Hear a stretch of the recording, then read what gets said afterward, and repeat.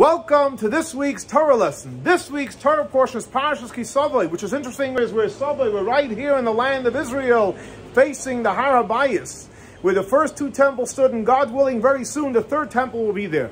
So the question of the week is, how do we get the inspiration and keep the inspiration?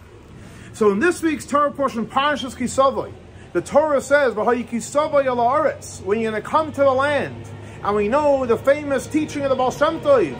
The Baal Shem Tov says, what does Eretz mean? So you have the physical land, but you also have Eretz comes from the word of merutza, a yearning.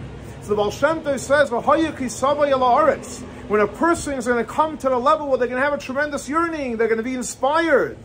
And you're going to want to keep the inspiration, and you're going to want the inspiration should last, and you want it to go, and you want to get the inspiration. So the Baal Shem Tov says very, very simple. The Torah says, you want to receive the inspiration, you have to, like the verse says, L'shaka and Shema, you have to bring godliness into the world. You have to go out there, teach people about making a blessing, about doing a mitzvah, about learning Torah. When you bring godliness into the world, you'll create the inspiration. And v'samta b'tena, you have to put it into a vessel, do a mitzvah. The purpose of the inspiration is to bring it back to reality. So to answer the question, how do we get the inspiration and how do we keep the inspiration?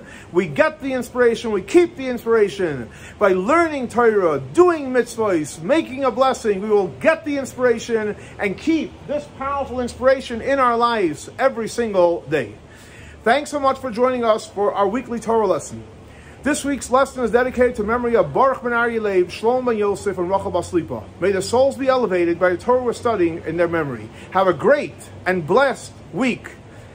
And we should all be blessed to experience the third temple arising with Mashiach Tzidkenu. Have a great and blessed week.